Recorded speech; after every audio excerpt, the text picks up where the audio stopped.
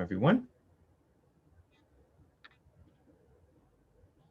to our class 50, our 50th open discussion on various topics class.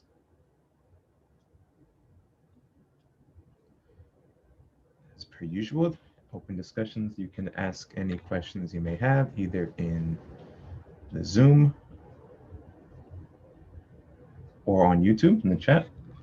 We will answer those questions for you, and then later on, we'll take a look at some handouts. I believe we finished up the additional diagrams packet and read everything in the, did we? Did we finish the withdrawal of the senses part, Nehemiah? I think we did. We did. Yeah, we did. And we also took a look at the preparatory practice and the violent flame practice to answer a question specific on that. If you have any more questions on that, we can also go into the closing practice we do at the end of the 12 blessings, or the practice of the presence, we call it. And I don't think we decided what we're going to go into as far as the handouts this week, right? You know, we didn't finish all the diagrams, but we did a good number of them. We did modification of the Shakti. We did the karmic framework, the energy centers of the hand, mudra yoga. Actually, no, we didn't do that. We didn't go into the actual mudras themselves.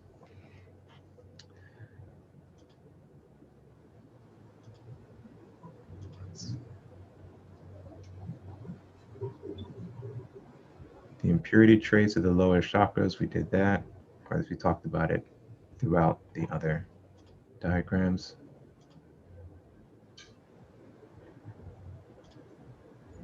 What would you like to go into next, Nimai? Doesn't matter. I mean,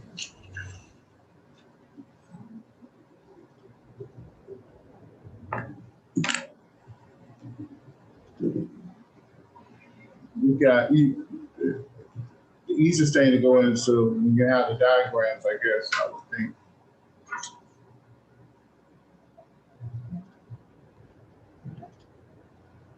You got over what? At least 200 diagrams there, right? Yeah, quite a lot of diagrams to go into.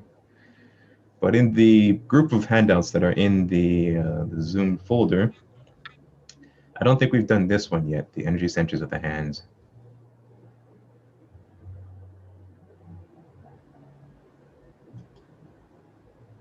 Triggering mechanisms of mudra yoga techniques and a couple of hand mudras.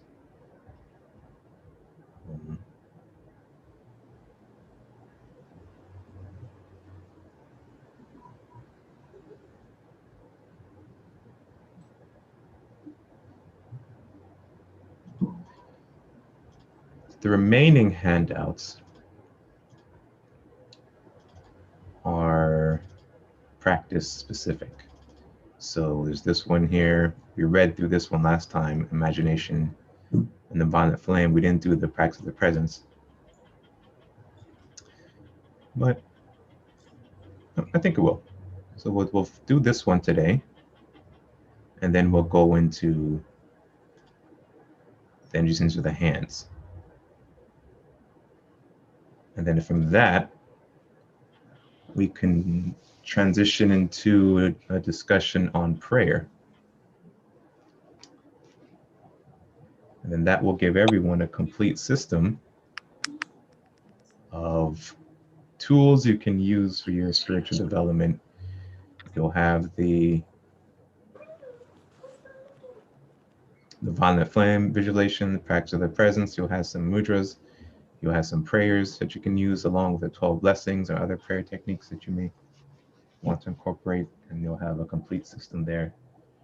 To go beyond that, we have a series of mystic practices that Nehemiah has given. That it used to be on a pay-per-view system, but that's been taken down for YouTube. But YouTube has now created a membership type system. So what I'm going to do is, well, I'll talk about it with Nehemiah later, but we're going to find a way to put those videos under a membership type program and allow everyone to access those specific practices who wishes to do so. And then from there, we can continue to help everyone facilitate their progress or answer their questions, or even give them some practices they can use to help them develop themselves in a healthy and balanced way. So stay tuned for that. There'll be more information coming out soon. Okay, so we have a couple of questions here already. Let me take this down.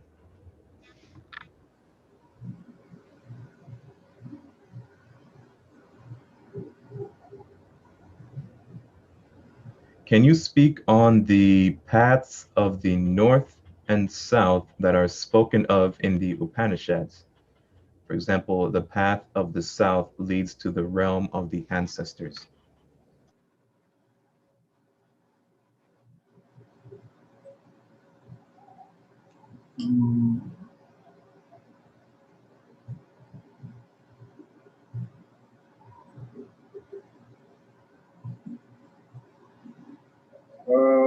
Let's see. I really would like to refresh myself with that. I mean, but I have a different perspective of it than that analogy of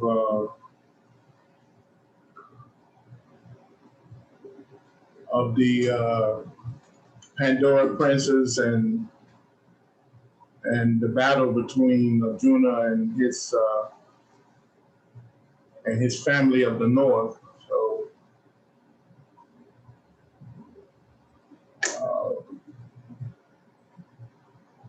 I mean, part of that battle still go on today. So, write me and I talk about it.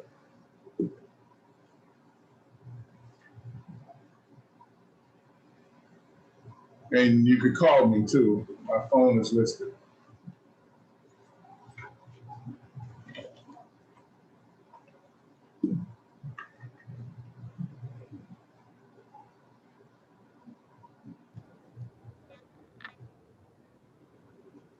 I guess kind of to follow up with that question about paths, could you talk briefly about, I believe it was Madame Blavatsky calls the left hand and the right hand path? Did what? Or what I think it's Madame Blavatsky who calls it the left hand and the right hand path. If you can talk briefly about those two and the differences of them. There's something going that's a little bit different than what he's talking about the Upanishad, I think. Unless I'm wrong about what he's trying to say.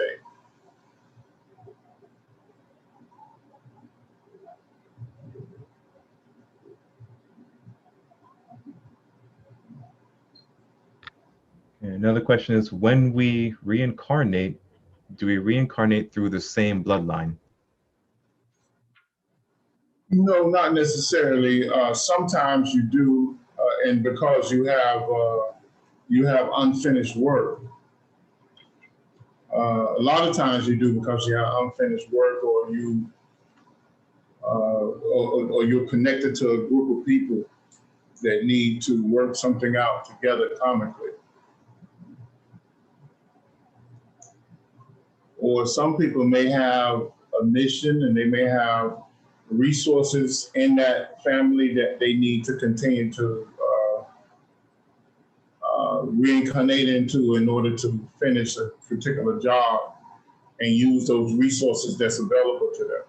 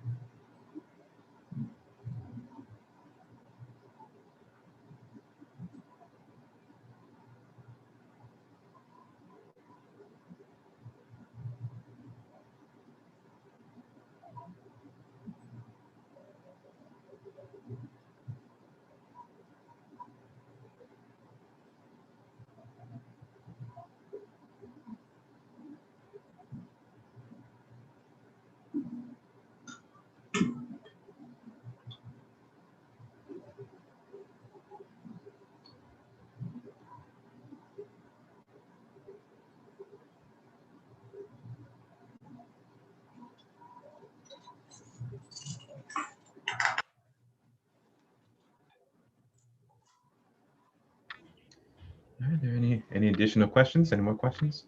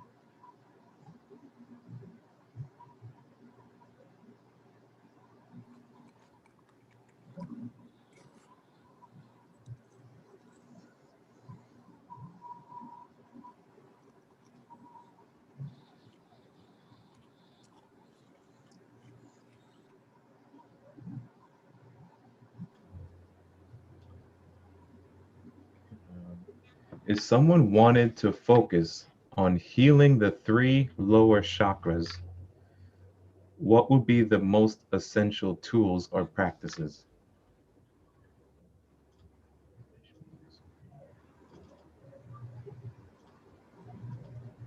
Uh, the chakras are not sick. So, I mean, get away from that type of thinking.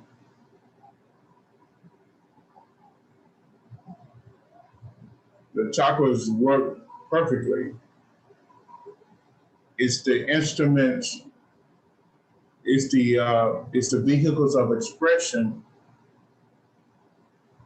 used by the soul that might be configured wrong and cannot function at the proper level of the vortex centers or the chakras in those lower chakras. So it's not the chakras.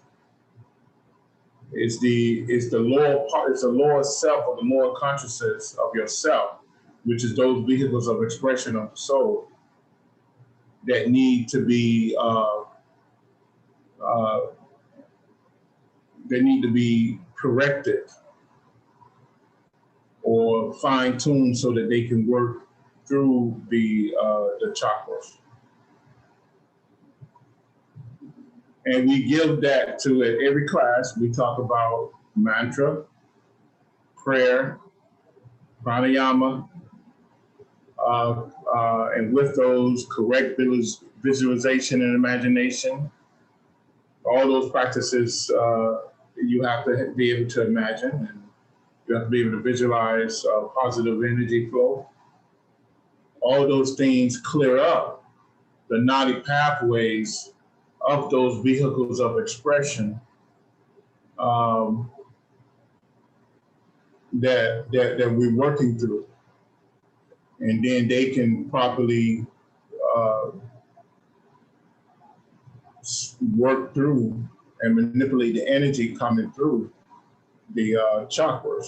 Remember, the chakras are streams of energy and consciousness that expand throughout the earth, throughout the solar system, throughout the galaxy, throughout the universe. And your auric body only connects to this stream of energy. So the energy flow is right. You just have to get to the right frequency in order to use the energy flow.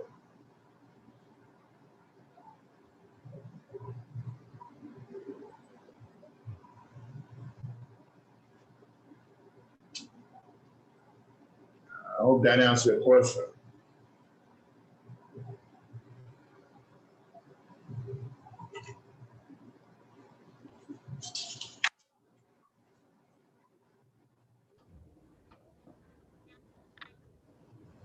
What is the Antakarana?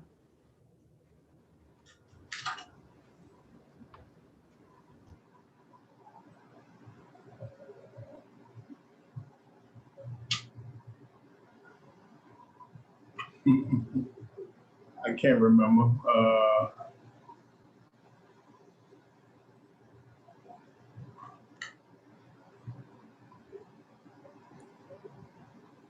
The Antakarana with Nehemiah is the stage of mind that's developed during the Tatvic evolution. I believe. No? Speak up, I can't hear you. Can you hear me now? Can you hear me? Go ahead. Yeah, it's that stage of mind that's developed during the process of the evolution of the Tattvas. It's actually in your diagram, the one where you have the 4 bodies and you show how the auric bodies develop. Well, I think in the second picture, you have inside the auric field, you have the beginnings of the mind start to develop, or mind field, so to speak. So I think the Antakarana comes around when the self comes to full realization that it's part of the not self. Mm-hmm. It's that first stage where you are fully deceived into believing you're part of the not whole. Yeah. Self-awareness, which requires the person to negate their true self, which is the all.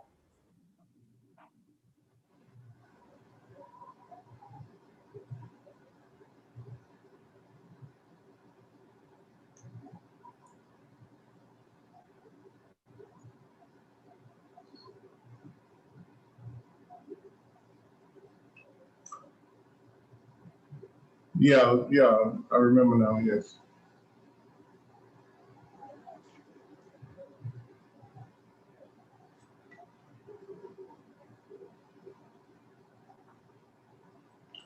So that should answer their question.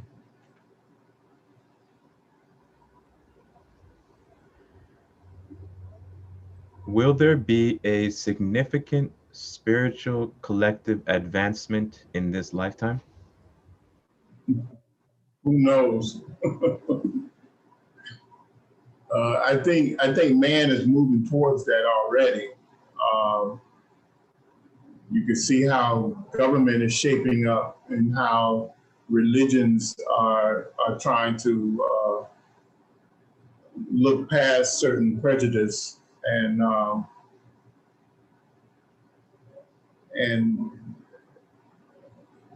and doctrines that separate people, put people down. But that shows a level of advancement when you can become more inclusive. I think we are showing some of that today. But we have a long way to go.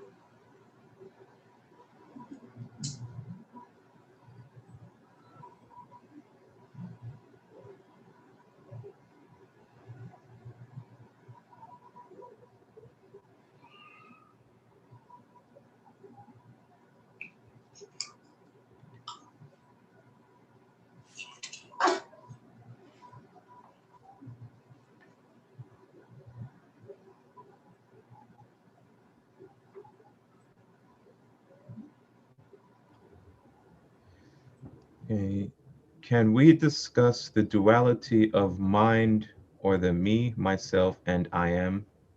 That voice we hear in the back of our mind that makes suggestions, is that our spirit? Is it our soul, or just an aspect of lower consciousness?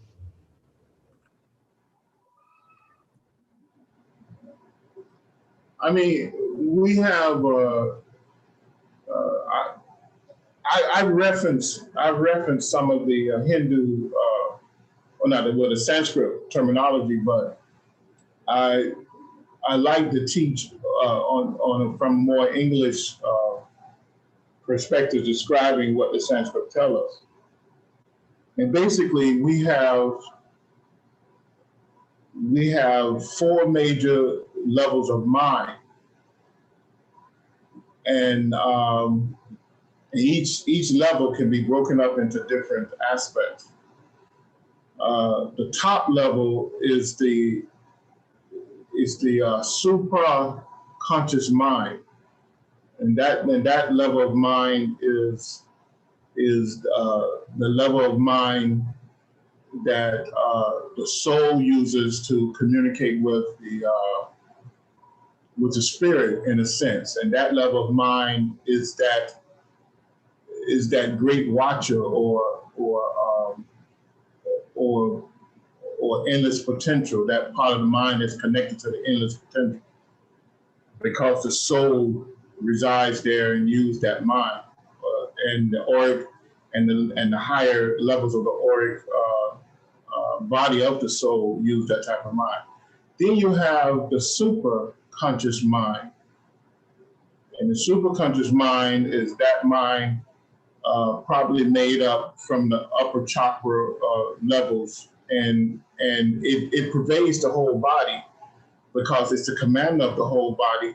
But it is probably that part of the mind where inspiration comes from. But it's also a watcher of the lower minds. And that part of the mind communicates with the subconscious mind, which is another level, and the conscious mind, which you use to communicate with me and the rest of the world. So that superconscious mind is probably the smallest physical part of the mind, but yet it is connected to all of the lower minds, because the lower minds come from the superconscious mind, which is the subconscious mind, and then the conscious mind, which is the lowest mind. Now, the conscious mind, like I said, each one of these major minds, functions of mind, have many, many different functions or aspects to it. And because the conscious mind have an unconscious type component to it. It has a scattered type mind to it too. It has a part of the mind that looks to it's a dog type, what they call thymus type mind, and it's a mind that go out and gather things like an animal, where it gather information without, which the subconscious mind is highly connected to the conscious mind, because the conscious mind cannot function without the subconscious mind. Because you need that part of the mind that's in constant operation, taking care of things that the conscious mind cannot do, because of the low energy and low frequency that it's working from, which the subconscious mind is more of a functioning type mind. It makes sure it measures everything and makes sure everything is working. And then the superconscious mind gives the subconscious mind that type of power to do that. And then the supraconscious mind creates the background for all mind. So that's my spill on the levels of mind. But it's very, very more complex than that. But the best way to look at it is from top down: superconscious mind, subconscious mind, and conscious mind.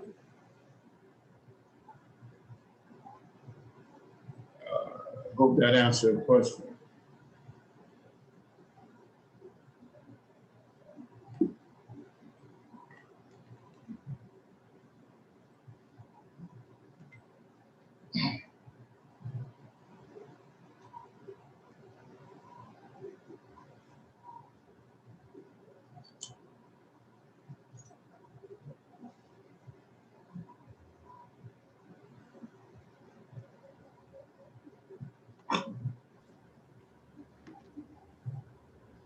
What about internal disagreements, does that happen at the lowest level of mind only, like conscious versus subconscious, or ego versus all else?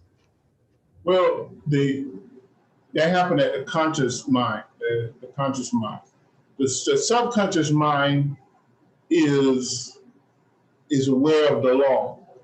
It's connected. The subconscious mind is like that great diva in the body. The subconscious mind will never go against the law of karma, the law of God. So the subconscious mind measures everything, and it knows the measurement. So the conscious mind, what it does is it creates havoc because it connects itself to its emotional body and sensations. They get caught up in sensations. They get caught up in not analyzing the full sensory perception coming through the 10 senses and the 10 sense organs and read by the 10 senses. And it doesn't rely on the vast amount of knowledge of the subconscious mind and the superconscious mind. So therefore, it comes to its own conclusions, you know? So that's what creates what's called the modifications, or what's called the verities in Sanskrit terminology, and also that's what scars the aura negatively and create negative energy within the aura.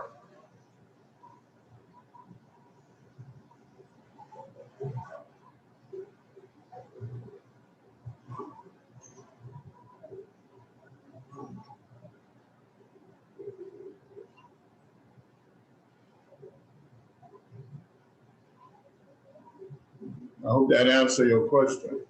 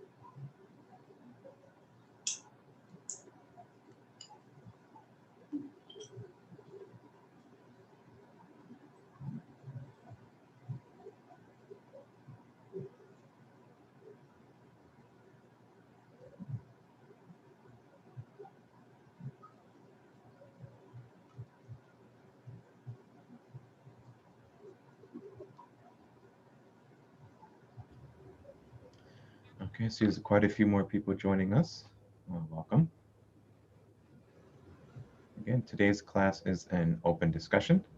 So if you have any questions, feel free to ask them either in the chat on YouTube or on Zoom, or you can use the raise hand feature in Zoom. I'm calling you to answer your question audibly.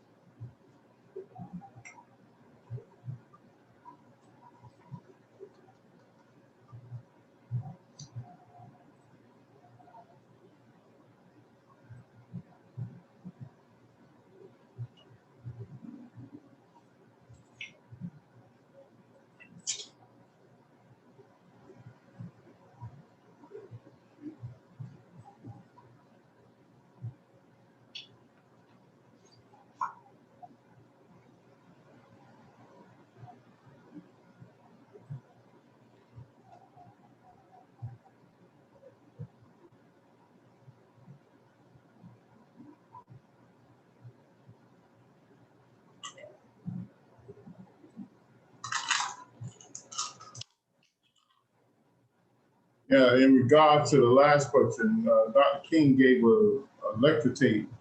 It was small, I think it was what, 20, 30 minutes, talking about your basic self, your worst enemy. Yeah. That was pretty, he had some pretty good analogies in there.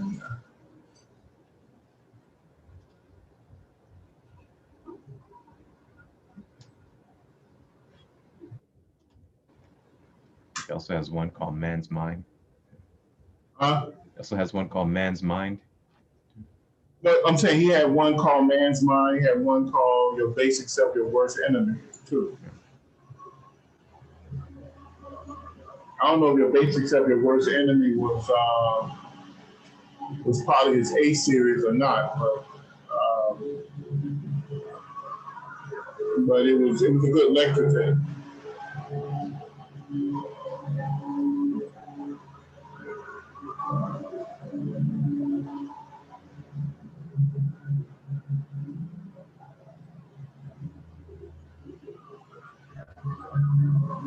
So the goal is to dissolve as much of the ego/conscious mind as we can in order to be more in alignment with the law. How does one remove ego or invite the higher mind to take the wheel, so to speak? I tell you, it's a simple way. Who's asking that question? So, In Charlie Indigo? Charlie, the easiest way is to get the knowledge of the teachings, understand the 12 yogas that's out there, and I kind of give it in those classes, in the lecture classes, and I recommend a lot of books, and then go down the path of the 8 limbs of yoga. Everyone teaches the 8 limbs of yoga. They just teach different versions of it, but it all leads to the same role. Yama, control your actions, control your thoughts and mind. You know, that means that you know what the law is, you know what's good and what's evil. Control yourself, rein your character in, and make sure that you walk the right road. And the next one is Niyama, see God in everything. Recognize and observe that God is everywhere and God is within everything. And when you do that, you begin to respect people more. Regardless of what they believe in or what they're doing, you begin to find some level of respect from them, and you know that they are only going through a phase or classroom, and that no matter how evil they may appear to be, one day they will be the light and the way, because they'll turn away from those evil thoughts and actions. And then it just go down through it. Asana is you begin to realize how to position yourself in order to receive the power. You know, not so much the psychic power, but the spiritual power, because you have to go through the psychic power in order to get to the spiritual power. But you're on the verge of becoming a spiritual being just by doing the first 2 limbs. And then you learn to position yourself through asanas for the power. Then the next one is pranayama. You learn that the greatest energy that you can receive is the energies coming through the various nodic openings, which is your 10 senses, your 10 sense organs and 10 senses. And you manipulate that through your breath, because breath is the thing that holds those 10 senses in open and operative. So not to go through the whole 8 limbs of yoga, but it's there. And if you concentrate on that as you gain your knowledge of Jnana Yoga, because all wisdom is Jnana Yoga, all knowledge is Jnana Yoga. And when you learn to balance it through Karma Yoga and Bhakti Yoga, then you could put it to action through Raja Yoga and through all the other yogas. I hope that answers your question.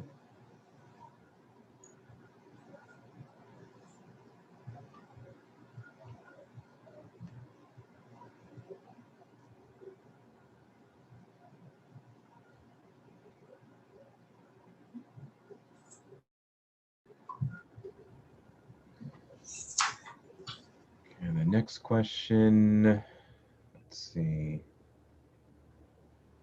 In developing my clairvoyance during the last year, I have not gotten to the point that I can see a stream of translucent light that fluoresces. What is the name of this part of the aura?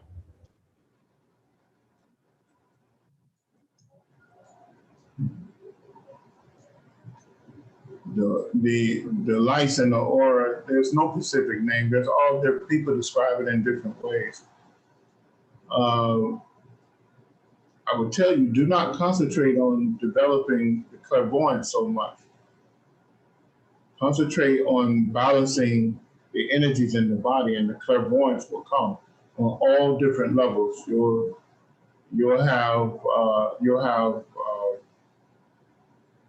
have clear vision, clear sound, or what they call clear sensitive. You'll have your smell, your hearing, the clairaudience. You'll have all these things begin to happen to you, and the way to do it is through pranayama and through the 8 limbs of yoga.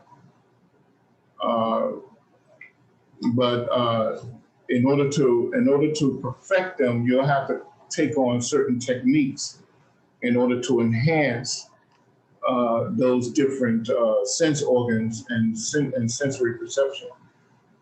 And that may take several hours a day working on it as you do your pranayama, as you do your mantra, as you do your prayers. You will need to also do what they call intention type practices, where you focus in on seeing things or hearing things or smelling things or touching things. And then those different powers will come into focus.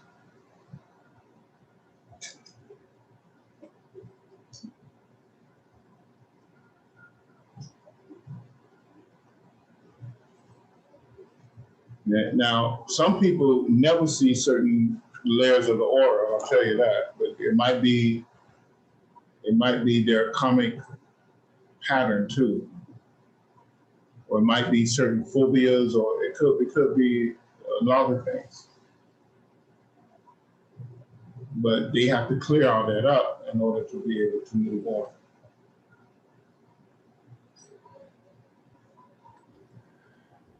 And so Viper, just to follow up with Nehemiah's response, if you look back at our last few open discussions, I think from class 40 onwards, we did a study of both the layers of the aura. That's one of the handouts. The psychic senses, the physical and psychic senses, all 10 of them. We listed each one, did a discussion of them and how they interact. We've also done some talks on pranayama techniques. And even in our previous classes we have on YouTube, we go into more detail about that as well. So you can find more information about that as well as additional handouts on our YouTube channel as well as in our MeetUp group.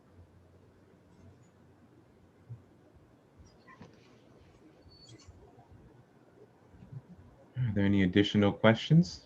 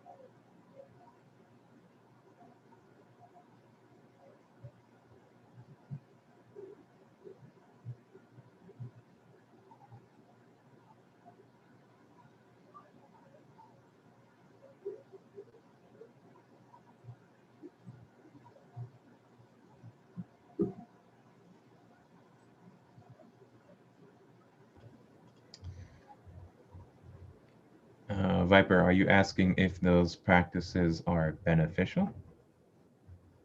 Or is that a question, or are you just putting it as a statement? They wrote, I do sun gazing and affirmations twice a day as the weather would allow. What? What did you say, Joy? They just wrote, I do sun gazing and affirmations twice a day as the weather would allow, and I was asking if they were trying to see if those practices are beneficial, like, or are they just listing what they do? The affirmations are sun gazing, and depending on what type of sun gazing he's doing. I mean, don't gaze directly into the sun. I mean, but the gazing or having a candle and staring into the fire, yes, those things work. I mean, you can do similar things like that too. You can look into a mirror. Um, those are practices to enhance the senses. And to merge the physical senses with the astral senses. And then you eventually take which comes out of that is the psychic senses. And then you merge the psychic senses with the higher etheric senses. And then you have advanced clairvoyance, clairaudience, clairsensitive, and all those things. So, but it's a way to do that, like I said, through doing the pranayama, the mantra, the prayer, being of service, shape and mold your actions, your thoughts, and while you do these things, your conscious will elevate to a different level.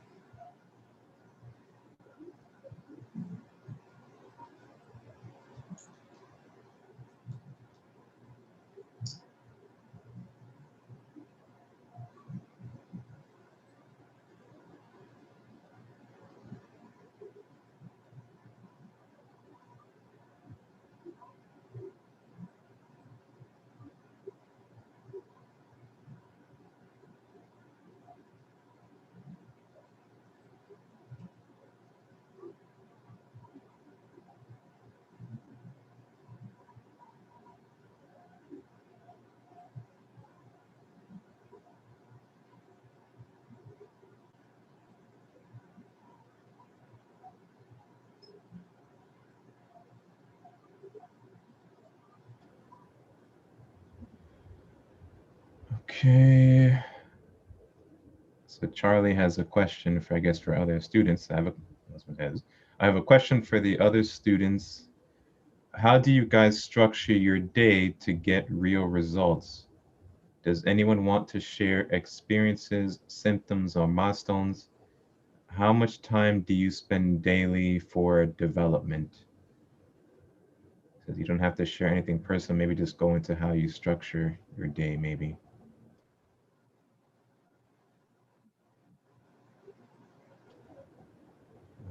I don't know, Bernard, maybe you want to answer that one? Say it again, please. If you can hear me, say it again. Yeah, the question is someone's asking, I have a question for the other students. How do you structure your day to get real results? Does anyone want to share their experiences, symptoms, or milestones? And how much time do you spend daily for your development? Oh, okay. Well, structuring your day. Okay. So the first thing you're gonna notice is when you begin to structure your day and really commit any serious time to self-development, you're gonna get what can easily be perceived as interference. So, say for example, let's say 9:00 p.m. you're gonna chant mantra, right? So let's say previously, before you do any pranayama or mantra at 9 p.m., you used to watch your favorite show. You watch your favorite show for an hour or two, and you go to bed. So that left you a good 2 hours. You figure you have to yourself. And as long as you are watching your favorite shows, no one bothered you. phone in the ring, like you had zero interference to just sit around and do nothing. The moment you start to apply any real concerted effort to develop yourself during that same hour, I would say after about day 2 or 3, you get phone calls from people that you've never heard from in a long time, and you just get a lot of interference.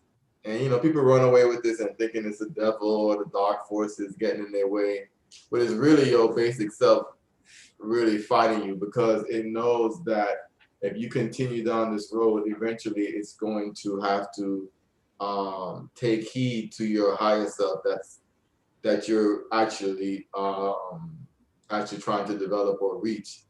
And so the hardest thing is not really the time, set aside a time or pattern. The hardest thing is going to be to push through that interference from your basic self. And the interference, in my opinion, spirals. So, you know, you might start off with a one practice and you might get really rapid results, and then those results taper off. And then as you go even harder to produce a stronger result, then the interference will again show up. So with each stage or level of your development, quote unquote, you're gonna have interference, but interference at the end of the day is really from your own basic self fighting to hold on. And that's the hardest part. Other than that, if you have family, if you live in a household situation where you're not in full control of the environment outside of a small room or something for privacy, at some point you're going to have to ask people to respect that, because some of the interference will come from them. It's not like they don't want to see you advance. It's just your basic self will use whatever it can around you to stay alive and to remain in control. And at the end of the day, it's sacrifice. And you got to give up something. Something you like doing, you enjoy doing, you have to give it up. Something. One thing or another. It's not going to be free. Yeah, that's so true. And to go talking about the basic self, remember I was explaining months ago about the collective consciousness.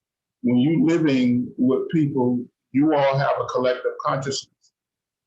And part of your collective consciousness is the basic part of you. And what happens is when you begin to do these type of practices, that basic part of you, as the yogis say, consciousness dissolves.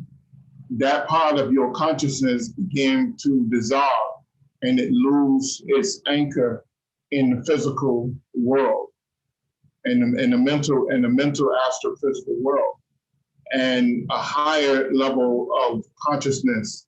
It might be still connected to your basic consciousness, but it's a higher level of consciousness with discipline, with the whole framework of progressiveness. So basic part is gone. It's gone forever. And it's the same way you know not to come out like a restless animal and dog and sniff everything, even though you have sniffed it 100 times. You know not to do that anymore. You know not to stick your hand in the fire. You know not to see a car coming down the road at 55 miles per hour and walk in front of it. So that basic part of you that would have did all those things is now gone. It's no longer a part of it. And the people around you who connected to that collective consciousness, they are, you spin them into a realm of confusion, because now their connection with you is being disturbed, and it's hard for them to connect to you again. So they have to change or leave. So that's that's part of the progress. That's part of your development.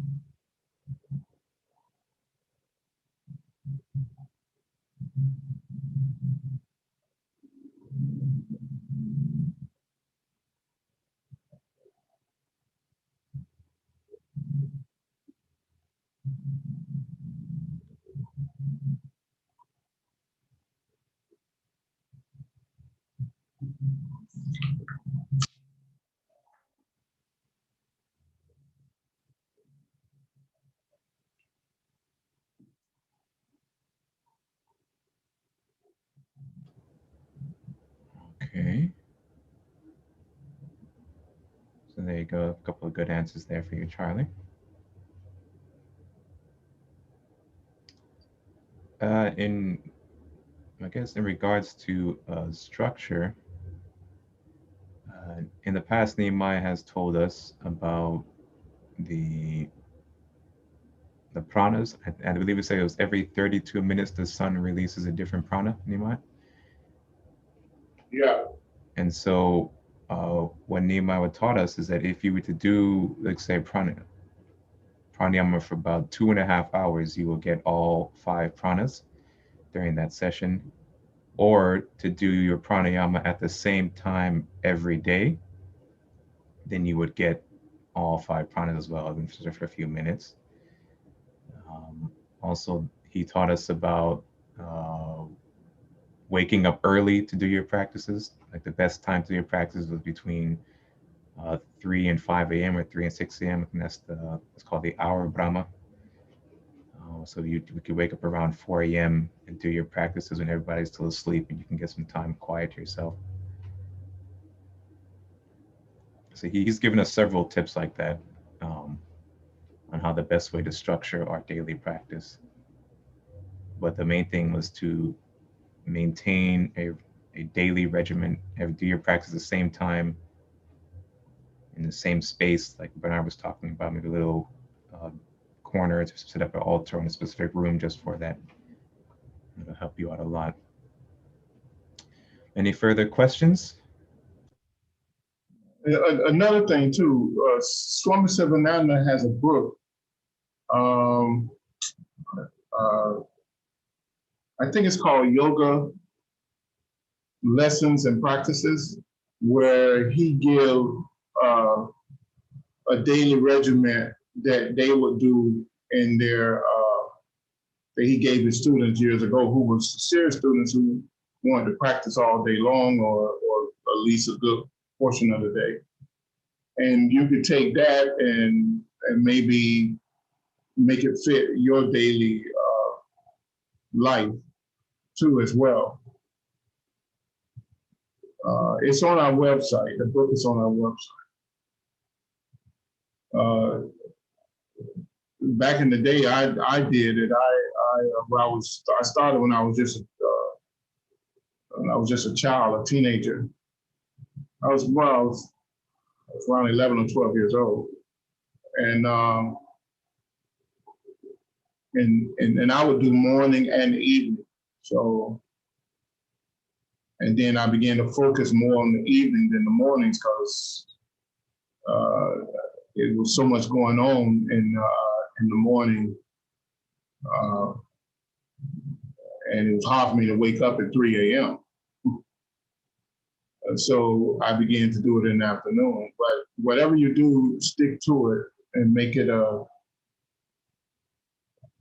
same time every day, and you'll notice all the different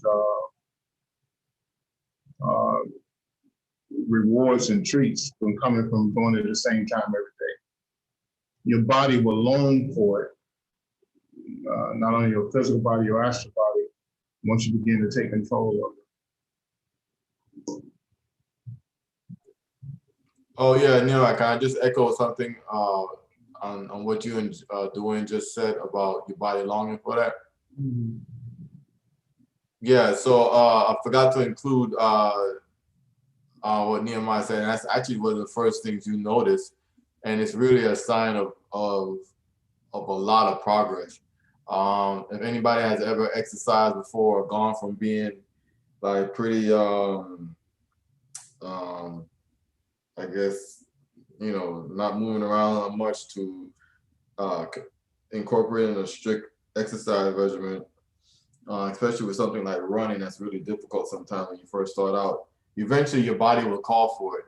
And even when you're not used to doing it, and it's not the quote unquote right time to have it done, if you have a really strict regimen, you might be laying down on the couch, and all of a sudden, you'll hear a loud voice that say, go up and, get up and chant mantra, or get up and do your pranayama exercise, or get up and go and read a specific book that you might have been putting off.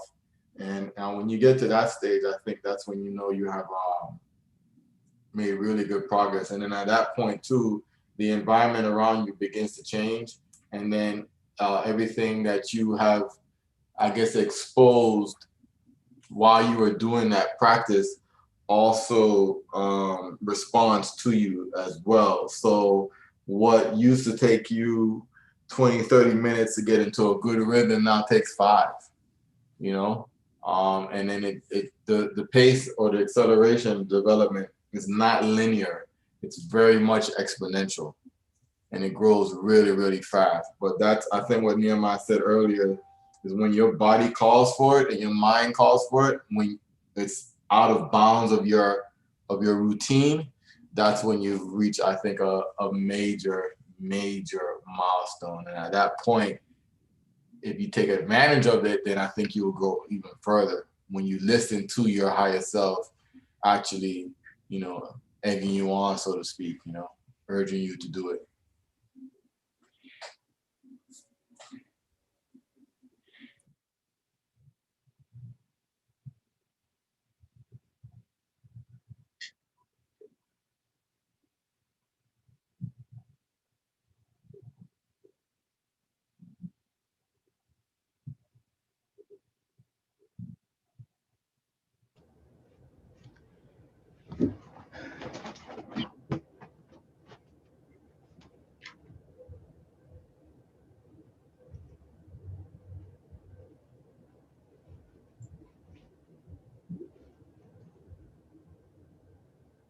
And also one warning, we mentioned it last week, don't modify the practices. If master tells you to do a certain number in the beginning and then slowly build up over time, do exactly that. Don't try and, super saiyan your way through it, and end up finding yourself in trouble and needing to call out for help. So just don't modify the practices. Do it exactly as they're given, and follow the instructions. Yeah, results are come if you follow the instructions properly. Yeah. When I was, I forget how old I was. Um,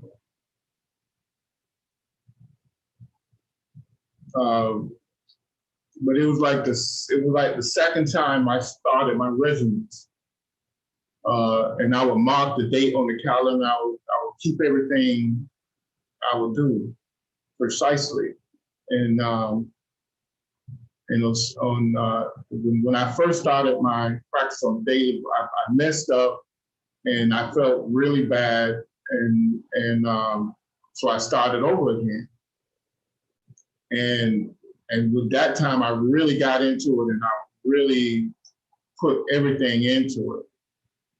And I remember my father and my brother was they were worried about me because how intense I would do it. But I tell you, in 30 days time, I woke up one morning and and uh, and I was able to see in 2 different worlds. I was able to see all of the disconnected entities walking around the house, the road, the stores, and you know, and for that day, my psychic eye came open and just gave me a glimpse of what I was looking forward to in the future. So it didn't stay, but it left, and then it came back later. But it tells you when your regiment, when you really get into it and really doing what you want to do, you will get results, and you will be able to progress. But you won't do it if you don't follow instructions.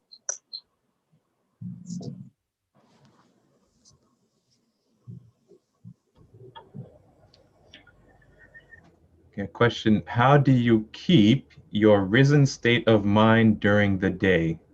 So I find myself always doing some form of digression, or something will happen to bring me back down to a basic state of mind.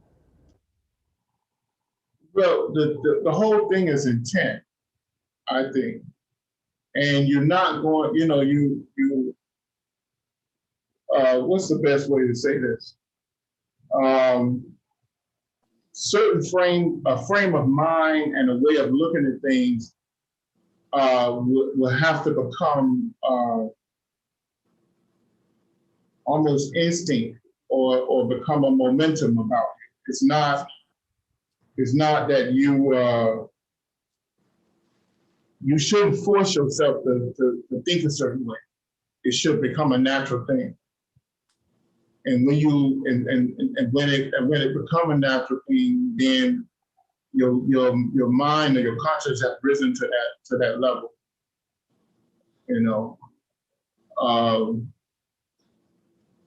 It's just natural. You know, uh, uh, you know, people see a bum on the street and they immediately run away from the so-called bum. A spiritual person will see that person to be a person, and they would immediately think about how can that person be helped. That's a more elevated thinking, risen mind. And how that person fits into the scheme. So, that's when it becomes natural. So you shouldn't have to, in the beginning, you'll dip and go back up and dip and go back up, but eventually you're gonna level off. And when you level off, you begin to seek another higher level.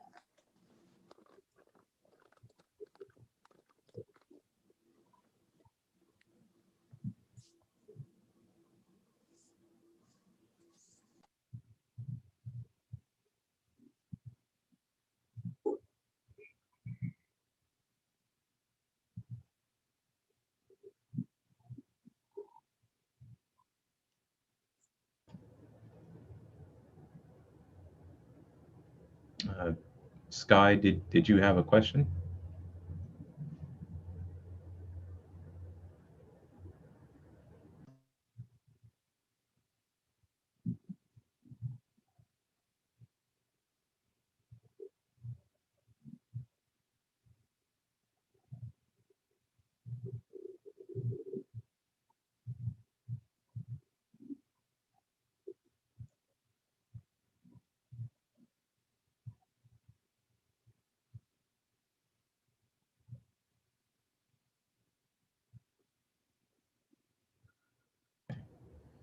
So what's the best form of thought pattern meditation to stay at our highest mindset?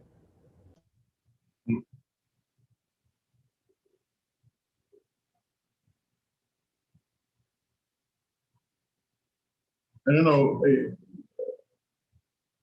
don't like to refer to meditation as going into the silence or concentration, because meditation is something higher than that. I prescribe to the definition of meditation that Dr. George King gave, or some of the other great masters gave. If you're talking about going into the silence and concentrating on a particular thing, that's where the affirmations come in at. That's where certain verses of a balanced poem or statement or whatever. Paramahansa Yogananda gave a good book called Metaphysical Meditations, I think it was called. And what he does, he give a series of different statements about God, about life, about nature, about the law, and then you go into the silence on those, and you sit in the silence and upon that statement in order to elevate your mind. Also, you can read and study. There's tons and tons and tons of books, and then after every book, or after every chapter session, take 10, 20, 30 minutes and place that on your mind and examine your life against what you just read.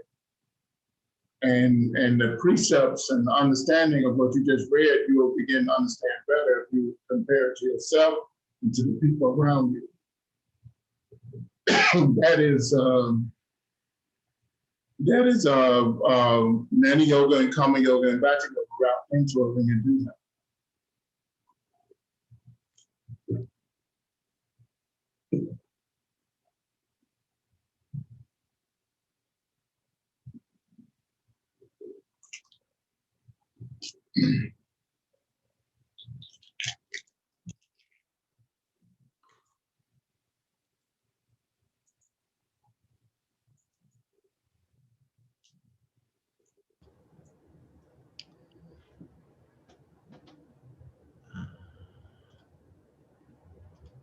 Okay.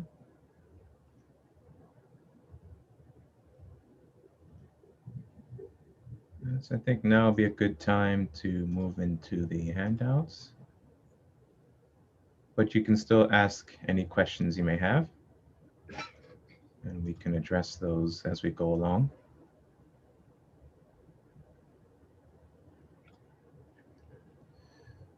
So last class, we looked at imagination, man's only creative faculty. We looked at the violet flame visualization practice.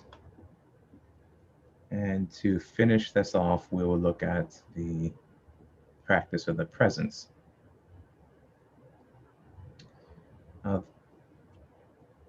Both the violet flame and the practice of the presence were given through Dr. George King, the founder and president of the Aetherius Society, in a couple of transmissions. And you can find out more about those practices through the Aetherius Society. But these two diagrams were made by Nehemiah in order to help better understand what these practices are and the power behind them and how to implement them, to visualize them too.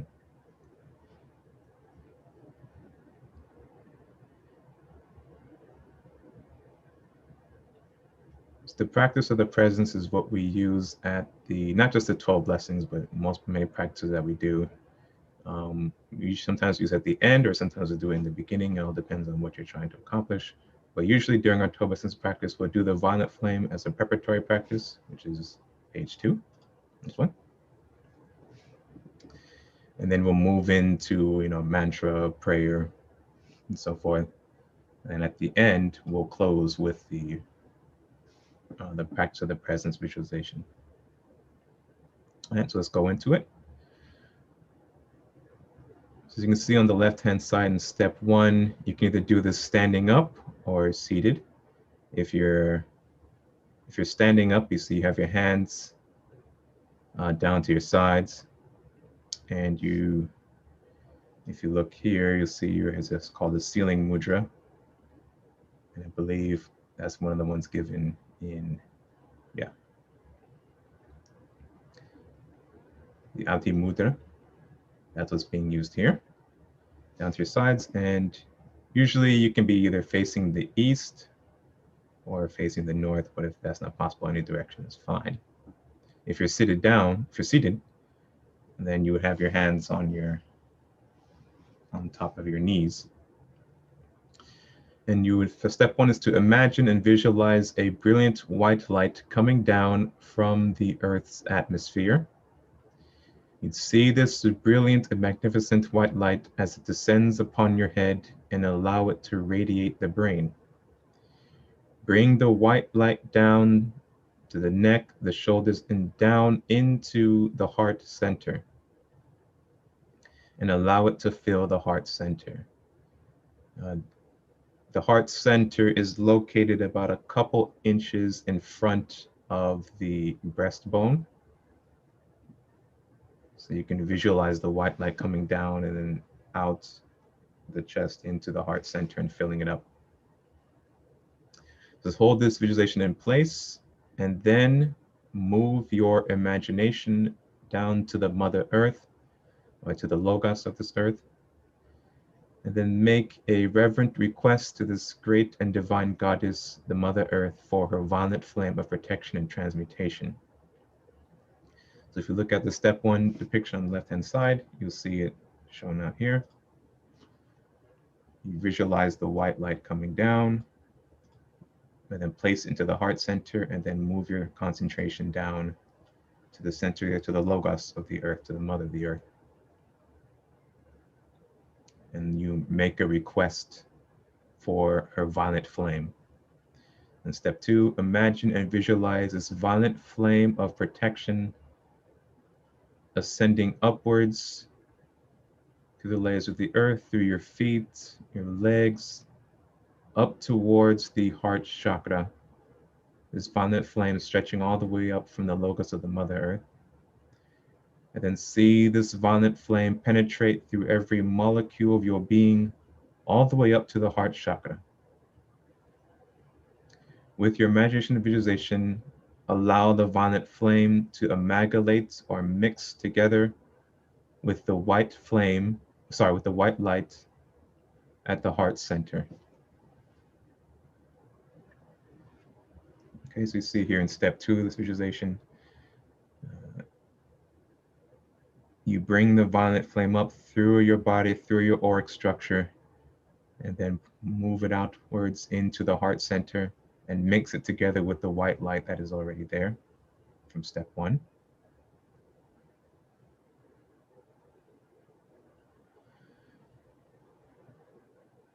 Then we move to step 3. So with your imagination and visualization, imagine this golden sphere just above the top of the head, and realize and recognize this golden sphere as the highest aspect of yourself.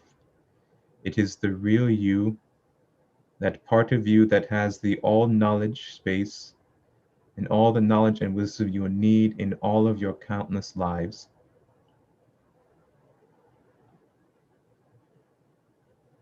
And then Dr. King goes further and says to visualize this as a brilliant and radiant sun. Then you take the amalgamated white light and violet flame that you're holding within the heart center. You visualize this amalgamated flame and white light moving upwards above the shoulders, the neck and head into this golden sphere. So you take that amalgamation within the heart center, those two forces together, and you offer it up onto the golden sphere, which is resonating and spiraling just above the top of the head. You can see here the golden sphere is the highest aspect of man's intelligence or consciousness. It represents the I am, the spirit, and the I, the soul aspect that holds the door to the all knowledge space. Okay. And then we move, once we've offered up the amalgamated white light and violet flame to the golden sphere by the top of the head, we move into step 4. And we now make a request from the golden sphere with your full respect and reverence for its golden rays to shine down upon you. Imagine the golden sphere shining down its golden rays on the head and radiating the brain so that you may be of help to the world as a whole. Now further imagine and visualize these golden rays enveloping the whole of the body from the top of the head to the bottom of the feet. So once you've offered up the amalgamated white light and violet flame to the golden sphere, you visualize your entire auric structure being bathed in this scintillating golden light from the golden sphere. And you visualize in this golden light impregnated the brain with great spiritual knowledge and wisdom to be used for the betterment of all humanity.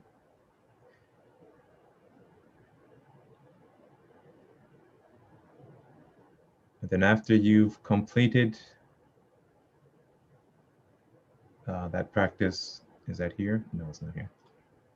You place the palms together, and you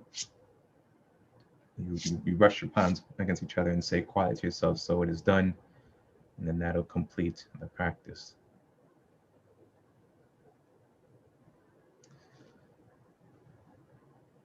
One thing I want to make sure that everyone notices is that everything we've studied up to now is incorporated into these practices, right? You have imagination and visualization. In the violent flame practice, you're using your visualization, you're using pranayama, you're using concentration, you're using mudra, you're using the 8 limbs of yoga, bhakti yoga, nani yoga, mudra yoga. Everything is coming together in a very proactive way where you are now acting as a point of consciousness and looming all these yogas together. And if you remember, that's exactly what Nehemiah has been teaching us in the Tantra yoga, is that looming all the yogas together. So everything we've studied, all the knowledge, all the, I don't want to call it theory, but all the theory that Nehemiah has given us, it's all being applied now. This is the application of everything that we've studied. You're engaging the mystic constitution of man, the aura, the chakras, and all of your being into these practices. And this is just one practice. So utilizing this, the practice of the presence and the violent flame practice would definitely help you a lot in your spiritual evolution and as well as in your daily regimen. So do you have any questions on this, on the practice of the presence? Let's see here for further details in the study. Read and study the book Practices of Aetherius by Dr. George King. That book is available from the Aetherius Society. Is there anything you'd like to add, Nehemiah?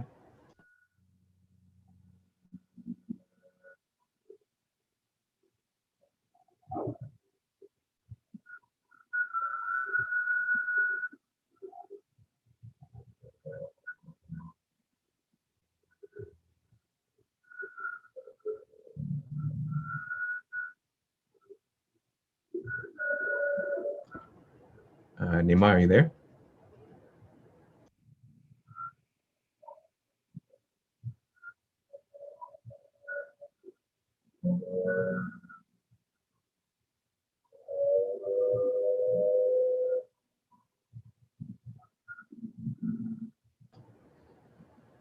Okay, as we wait for Nehemiah to come back, we'll move on to the next handout. The energy centers of the hand.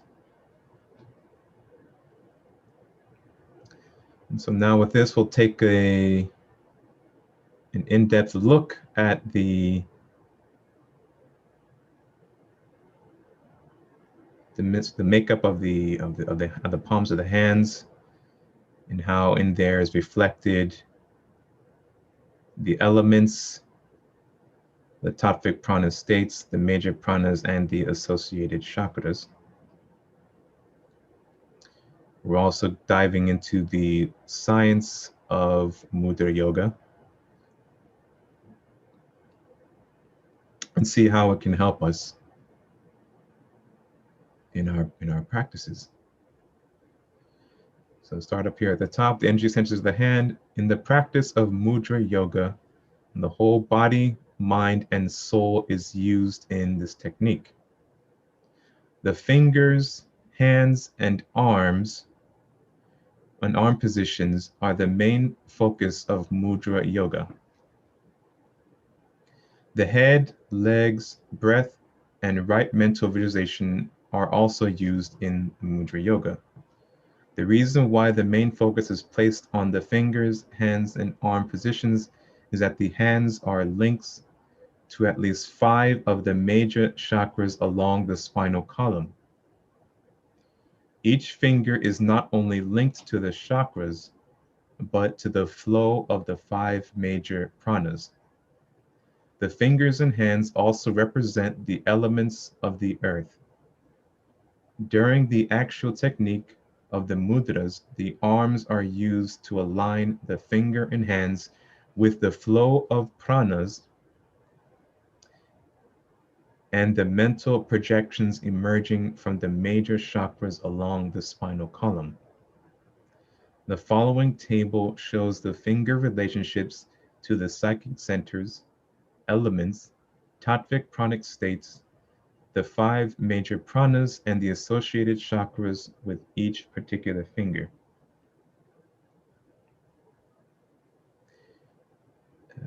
I want to point out something. It's mentioned here briefly, but also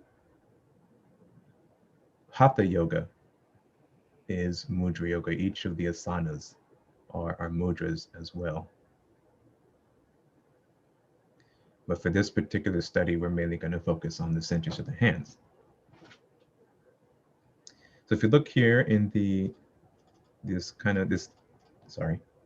minor chakras are depicted as these white spheres, and they correspond to the knuckles and the fingers, the hands.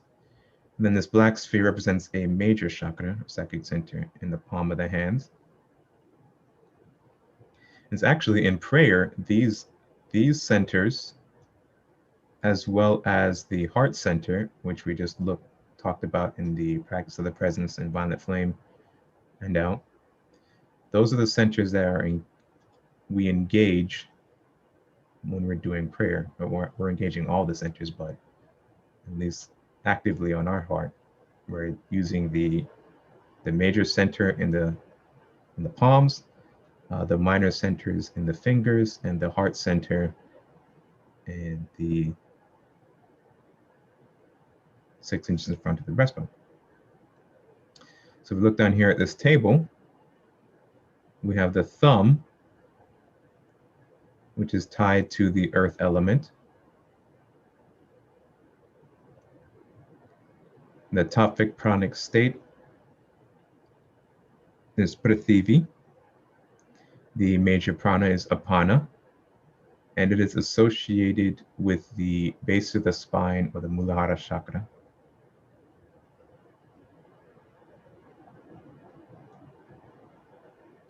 Then we move to the index finger, or the pointer finger, and that is tied to the element water, or apas, is that the tattvic pranic state. Its major prana is Vyana, and it is associated with the sex chakra. Then you move up to the middle finger, and that is tied to the element of fire. The tattvic pranic state is Tejas. The major prana is Samana, and it is tied to the solar plexus chakra. They move to the ring finger, and then it's tied to the air element. The tattvic pranic state is Vayu. The major prana is Prana, and is associated with the heart chakra. And finally, we have the pinky finger, the little finger, and it is tied to the element ether. And the tattvic pranic state is Akasha. The major prana is Udana, and it is linked to the throat chakra. Okay, any questions on that so far?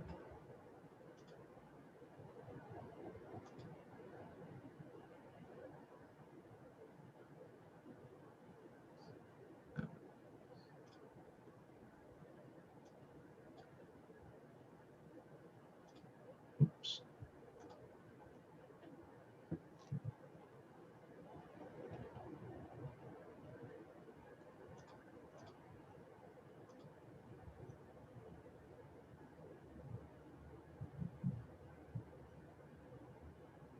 Now you may notice in other books and other sources, especially if you search online, that the elements are listed differently or associated with different fingers. But this is the correct way for the association of the elements to each finger. And if you think about it, it makes sense.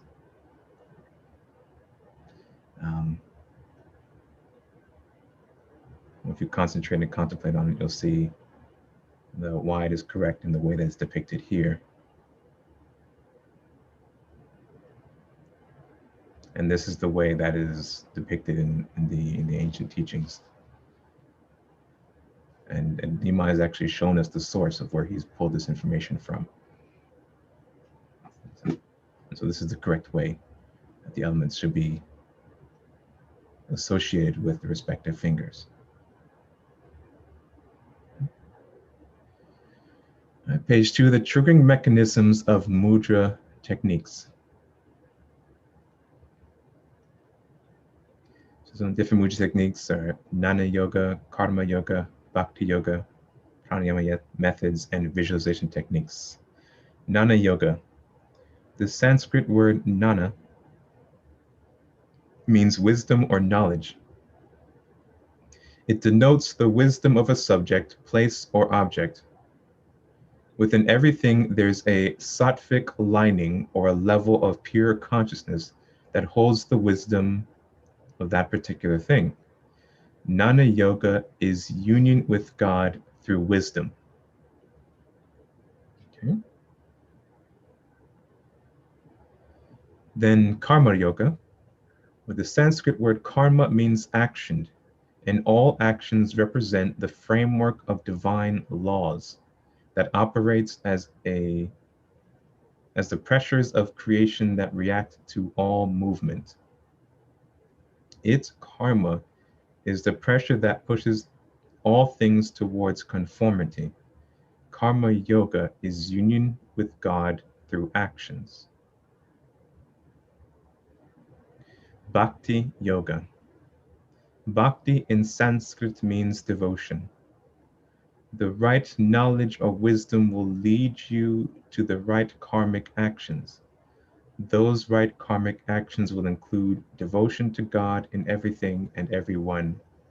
Bhakti Yoga is union with God through devotion to God throughout all of life.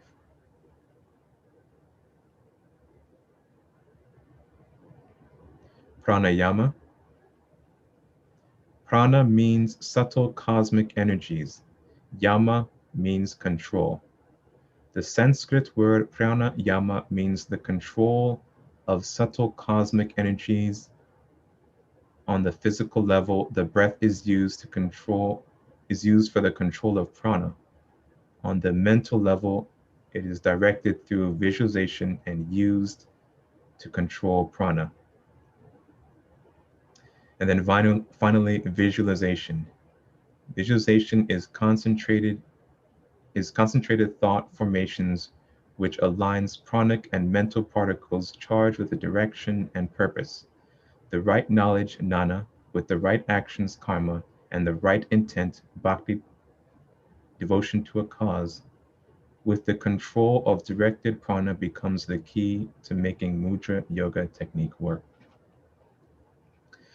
So you see, once again, all of this is coming together. Everything we've studied so far is coming together to enable us and to allow us to potentize our spiritual practice.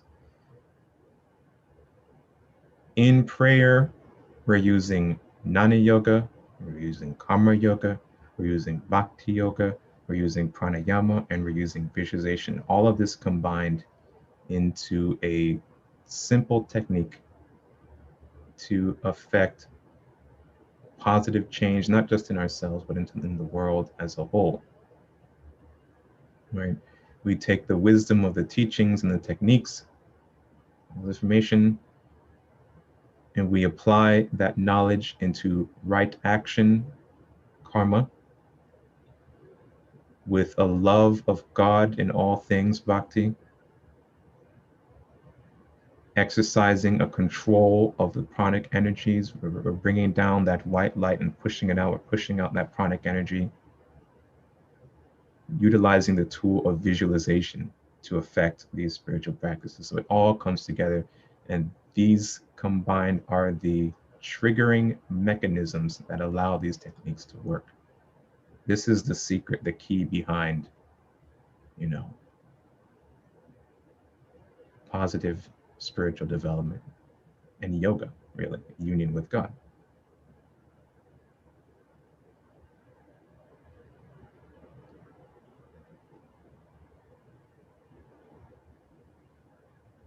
And finally, we have some specific mudra techniques. And I think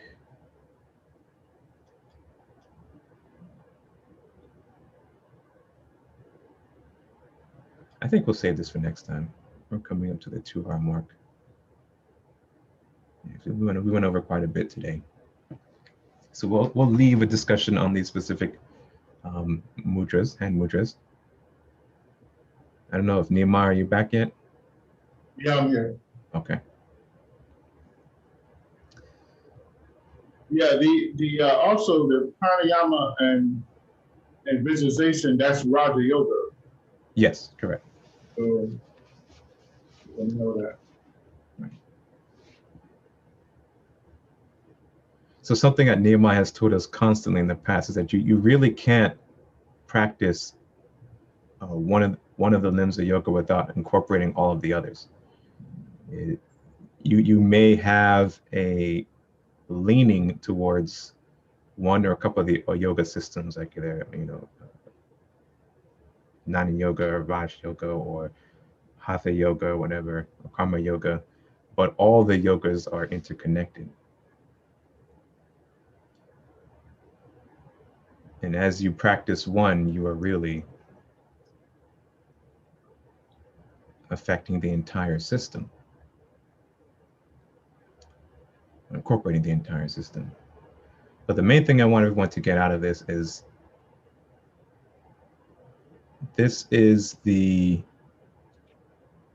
knowledge or the wisdom that empowers your daily practices. Going back to Charlie's question of, you know, how do you structure yourself to get the best results? This is how. All of these classes, all of this information that Nehemiah's put together, this is how you get the best results. It is you take the Nani, the wisdom, you take these teachings, I know it could be a little bit, you know, boring sometimes to sit down and read all this, but as you take all these studies, do your studies and take all these things in, you achieve, or we're closer to achieving true enlightenment, and as Nehemiah defines it, as predetermining all of your actions. And you can only predetermine all of your actions if you know what are the right actions to take. And how do you know what are the right actions to take? Wisdom and knowledge. And through that wisdom and knowledge, you begin to peel back the layers of ignorance that inhibited you from recognizing the divine in all things, or God in all. As you realize that, your bhakti, or your devotion to God, builds and builds and builds, and you are pushed from selfishness to selflessness in your service to all things. Okay, I'm talking too much. So are there any questions before we close out? Or is there anything else you'd like to add, Nehemiah, before we close out? No, you know, in the prayer book that you edited for me, that you and Annalise and Jack, there's a chapter in there I wrote on, I think it's chapter 8. I don't know if you can incorporate that with this on Mudra Yoga, but it goes into, I don't know, it's from page 31 to page 131 to page 149. Maybe you could look at it and maybe you can, next class you can go into it. And it gives a little insight into Mudra Yoga. Okay. All right.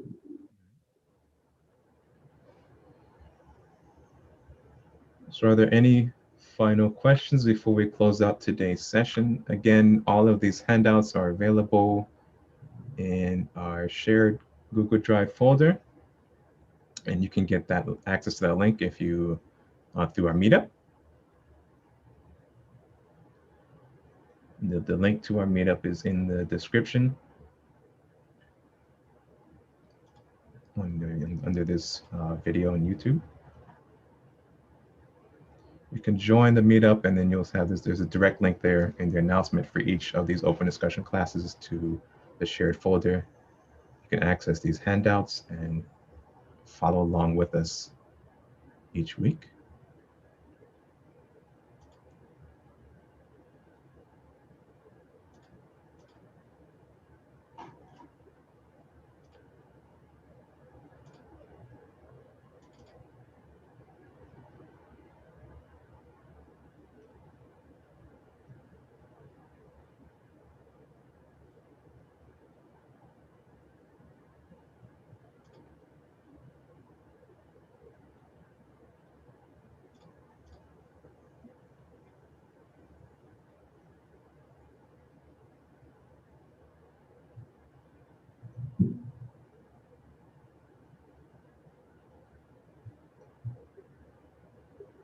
All right, if there's no further questions, you can go ahead and close out today's class.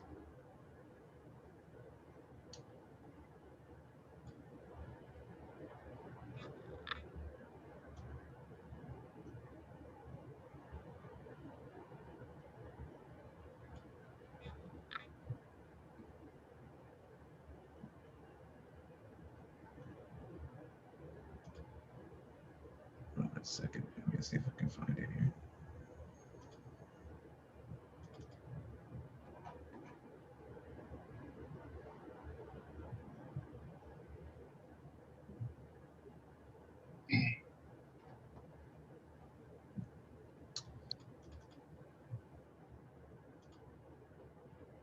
And so for today's class, to close out this class, we'll do something a little different.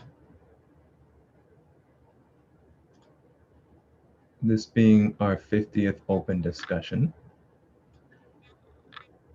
I'd like to, instead of doing our usual New Lord's Prayer, I'd like to offer a prayer of thankfulness to our teacher for putting all of this together and for tolerating us for almost an entire year's worth of open discussions and answering all of our questions, patiently answering all of our questions. So we're going to close out today's class with prayer for our teacher. And if you'd like a copy of this prayer, you can send me an email and I will gladly send it out to you.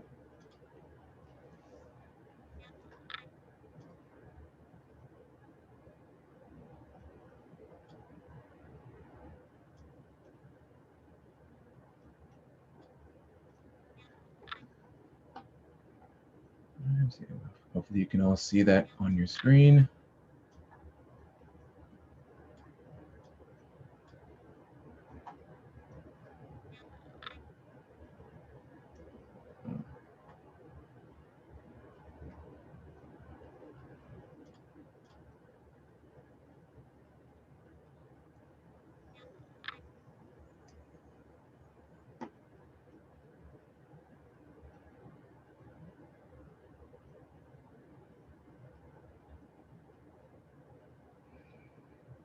Blessed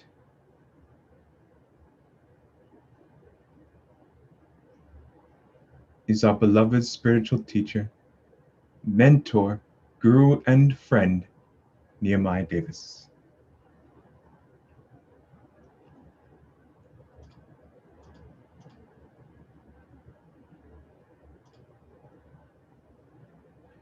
O divine and wondrous Spirit, O everlasting Lord of hosts, we come before you now in all humility to uplift our beloved spiritual guru, Nehemiah Davis, at this time.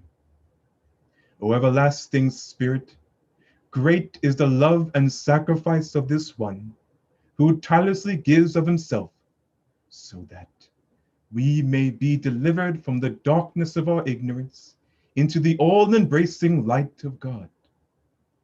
O wondrous Brahma, send forth your mighty healing power to Nehemiah, so that he may be lifted up, so that he may be made strong, so that he may continue to radiate thy love and light unto all the world. Thrice blessed is this wise one who has found and left and given of his very heart to man, so that he may see, and seeing know, and knowing act, and acting become that which he should be. O divine creator of all this wonder, shed thy mighty beams upon us now, so that we might be better equipped to devote ourselves in lasting service to all. O wondrous Brahma, blessed is our beloved spiritual guru, Nehemiah Davis, for all that he has done and continues to do for mankind throughout his lifetime. And Almighty Power Brahma, blessed is this great champion of light for that which he is now. O God, thy divine will be done.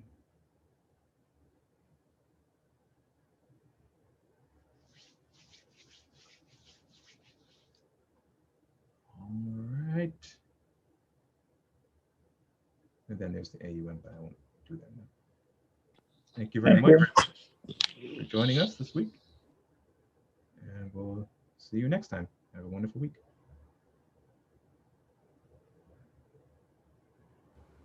All right, thank you.